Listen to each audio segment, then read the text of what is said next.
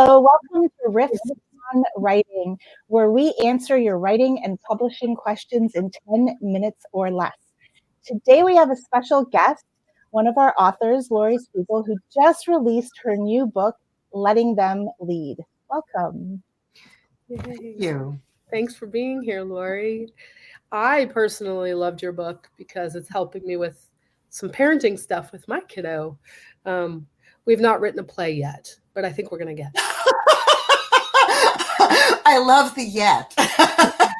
He's 5, so, he wrote big race car farts the other day. We felt like we were going really far. So there we are. Sounds like a play. That's right. That's right. Well, so Laurie, our first question for you is, why do you write? What is it? What's in it for you out of that experience? Well, it's such an interesting question because it's always hard to explain why we do what we do. I'm compelled to write. I have been so my entire life. At age 8, I announced to my parents I would become an author. I just didn't think it would take me my entire life. I'm just kidding. No, I have been writing constantly my whole life. What does it do for me? Sometimes it just gets me through tough times. I think just to spend that one moment a day writing a story or a poem or expressing yourself or some way, I can look back at some really difficult years in my life and I can think writing is what got me through. I think it also helps you understand. I think you almost never end up with what you think you're going to have. Really, hopefully, you end up with something different. Hopefully, you surprise yourself. And that surprise and that discovery and that end result gets us somewhere else in our thinking, in our awareness, in our perception of what it is we're writing about, even if it's a fantasy, a fiction, our perception of that character. There's something in the story that's resonating with us, or we wouldn't be choosing that story to write. And so it really helps us, I think, understand ourselves and the world in a similar way that reading does. That reading a lot of great literature, which I think is also important to writing and important to me in my life. That also helps me get through tough times and understand myself better and all of that. And I think wanting to participate in that through language more fully is why I write. Well, I don't know. I think. Well, now we're done with the interview because that was just lovely. And yeah. But what inspired this particular book? Because this is it's in the educational stream. This is a nonfiction book on innovative methods of education using games and, more importantly, putting the child at the center instead of a pre-established curriculum or other requirements. Somehow fulfilling those requirements in a creative way by focusing on the child's interests and personality and needs and wants and putting that at the center. I think it's a new way of teaching, a new way of thinking about education in a practical basis. And I'm trying to prove that this is applicable in classroom situations because that's been my experience. So I feel I have something important here to say and to share. This has been a big part of my life's work, has been teaching children. And I think teaching writing is at the core of it. I think when we're free to teach whatever we want to teach, we teach what we want to learn more of or what we want to get better at ourselves. So naturally, writing and reading was a core part of what I did, although it went beyond that. And this is the part of my life that's the legacy portion. Where I'm looking at what am I going to leave behind and what can I impart from my life's work. So that's really how I felt about this book. What inspired it were questions that I got at a conference where people wanted to know, when did you change your plan? When did you have to do something different because what the kids needed in the room? And those stories that I told that day are in this book, along with other stories where maybe the plan changed, or maybe I knew I was going in with an ambitious plan that I didn't think would work, things like that, and just to see what happened in an honest way. That's lovely. And I mean, the stories in there are great. It's a great read. in general. Not that we're biased or anything. No, but that was, part of my intent was to be both practical and engaging. If we're not engaging the reader, and I think that's a reflection on how engaged we are as writers.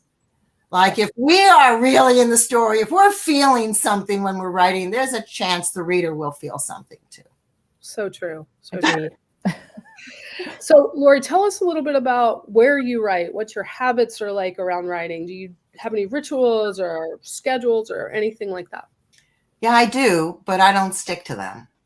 It's really important to me to be flexible and changeable. I don't want to be stuck. It's like if my goal is to be surprised, I may have to do something different to get there. This is my writing space. I painted it blue for a reason. I've got this amazing blue floor. I believe blue is the color of creativity. It's somehow exciting and calming at the same time. I surround myself with things that inspire stories. I have puppets and dolls and things my students have made for me. And there's a picture of my grandmother on the wall and, things like this. This is really a sacred space where I come to do my work. And it's not just writing, it's making things and assembling things. So I have another table where I work at.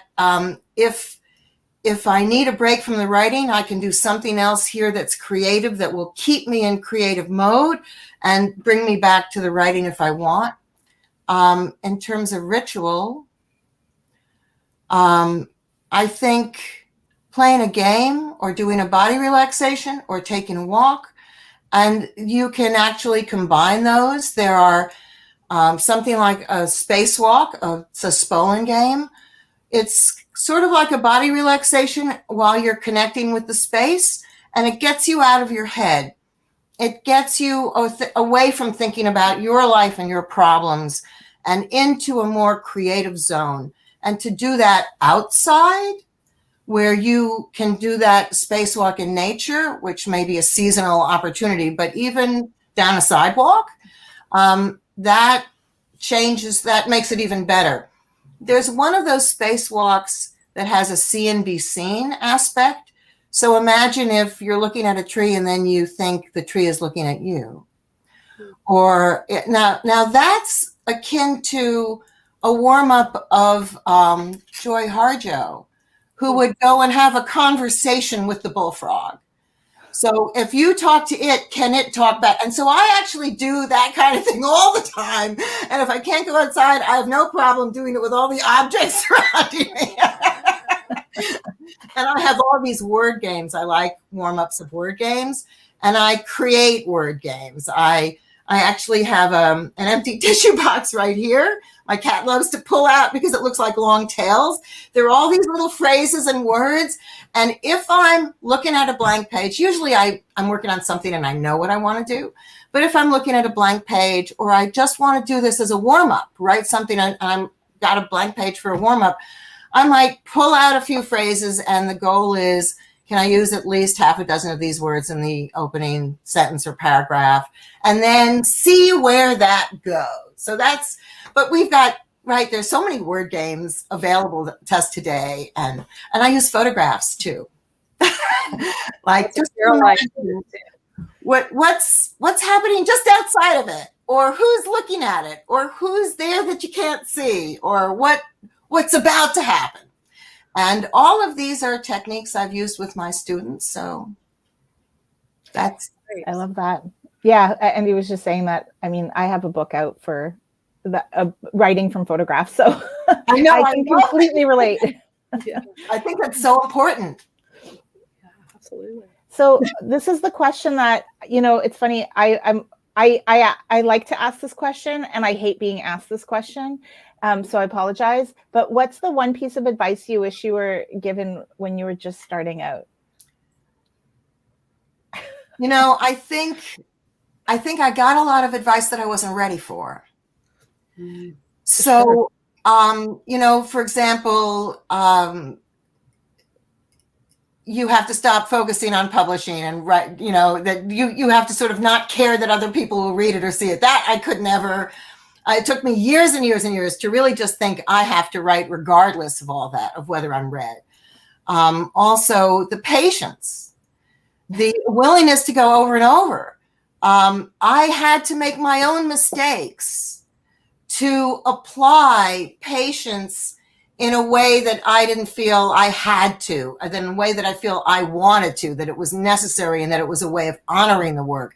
I really had to grow into that. It took me years and years of writing and making my own mistakes before I sort of saw the light and changed my ways. I think impatience is sort of a human trait